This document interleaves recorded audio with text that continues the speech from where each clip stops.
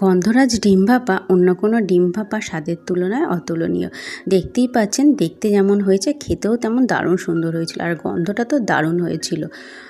যেহেতু গন্ধরাজ লেবু ইউজ করেছি তাই এই গন্ধটা তো দারুণ। তো নমস্কার সবাইকে, আবার একটা দারুণ স্বাদের রেসিপির সাথে আমার রান্নাঘরে আপনাদের স্বাগত জানাই। তো আমি ডিম ভাপা বানাবো, গন্ধরাজ ডিম ভাপা। তার জন্য আমি প্রয়োজনীয় মতো ডিমকে সেদ্ধ করে নিয়েছি, নিয়ে এবার খোলা সময় থেকে ছাড়িয়ে নেব। খোলা থেকে ছাড়িয়ে নিয়েছি।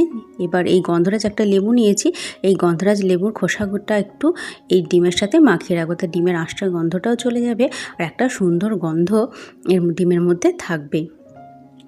সবুজ অংশটাই দিচ্ছি খুব কম পরিমাণে, একটু দেখে দিতে হবে সাদা অংশটা যাতে কোনোভাবেই না যায়। এটা মাখিয়ে আধ ঘন্টার মতো রেখে দেবো। তো একটা পেস্ট তৈরি করব, তার জন্য নিয়েছি মিক্সি, তার মধ্যে দিয়ে দেবো 1 চামচের মতো ছোটো চামচের পোস্ত আর কয়েকটা কাজু বাদাম। পোস্তটা দিচ্ছি এতে ব্যাটারটা মানে যে মিক্সটা তৈরি হবে সেটা একটু ঘন হওয়ার জন্য, কারণ পোস্তটা কম পরিমাণে দিচ্ছি, নাহলে গন্ধরাজ লেবু স্মেলটা চলে যাবে। এবার শুকনো অবস্থায় এটাকে গুঁড়ো করে নিলাম, পোস্তটা একটু নাহলে দানা দানা থাকে। এরপর এতে দিয়ে দেবো 1 কাপের মতো টক দই। তারপর দেবো ঝালের জন্য কাঁচা লঙ্কা। ঝালটা আপনাদের আন্দাজ মতো দেবেন, আমি আমার আন্দাজ মতো দিলাম।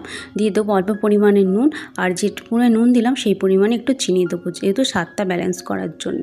এটা অপশনাল, দিতেও পারেন নাও দিতে পারেন। এবার একটা পেস্ট বানিয়ে নেব। ভালো মতো একটা পেস্ট তৈরি হয়ে গেছে, অল্প পরিমাণে জল দিয়ে পেস্ট বানিয়ে নিয়েছি। এবার যে ডিমগুলো নিয়েছিলাম সেই ডিমগুলোকে একটু কেটে নেব, যাতে মশলাগুলো ডিমের মধ্যে ভালো মতো ঢুকে যায় ভাপবার সময়। তো ডিমগুলোকে কেটে নিচ্ছি। একটা লাইক দিয়ে ভিডিওটা শেষ পর্যন্ত দেখার জন্য আপনাদের কাছে অনুরোধ রইল। ভিডিও যদি ভালো লেগে থাকে লাইক, শেয়ার, কমেন্ট অবশ্যই করবেন। চ্যানেলটা সাবস্ক্রাইব করে পাশে থাকবেন। পাশে থাকা বেল আইকনটা অবশ্যই প্রেস করবেন। আমি যখনই কোনো নতুন ভিডিও আপলোড করব আপনাদের কাছে নোটিফিকেশান চলে যায়। তো সমস্ত ডিমগুলোকে ভাপানো হয়ে গেছে। এবার একটা টিফিন বক্স নিয়েছি, এর মধ্যে দিয়ে দিচ্ছি। দিয়ে দেবো সেই ব্যাটারটা।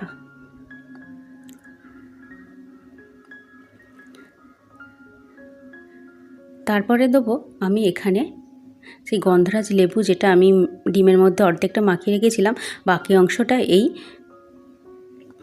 ডিমের মধ্যে দিয়ে দেবো।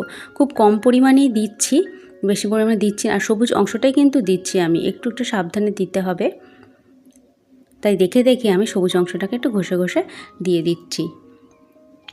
এতে আর অন্য কিছু তেল ইউজ করব না, তার এই লেবুর গন্ধটাই চলে যাবে। তাই গন্ধরাজ লেবুর এটাই মেন, মানে খোসাটা দিচ্ছি এটাই মেন, এটাই গন্ধটাকে অনেকক্ষণ রেখে দেবে এই ডিমের মধ্যে। তো আমার দেয়া হয়ে গেছে।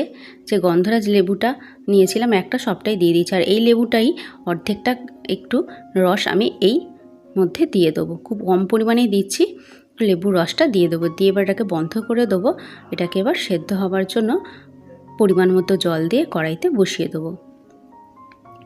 তো পরিমাণ মতো জল দিয়ে আমি কড়াইতে বসিয়ে দিয়েছি। আধ ঘন্টা এটাকে স্টিম করব, প্রথমে 15 মিনিট হাই ফ্লেমে, তার 15 মিনিট লো ফ্লেমে।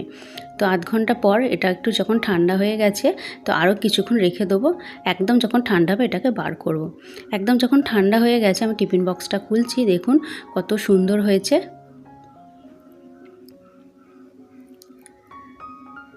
দেখুন কত সুন্দর হয়েছে, যেমন রঙটা হয়েছে দেখতেও তেমন হয়েছে, আর খেতেও তো আরও সুন্দর হয়েছিল। তো আপনারা অবশ্যই এটা করবেন, আর কমেন্ট বক্সে জানাবেন কেমন হয়েছিল খেতে।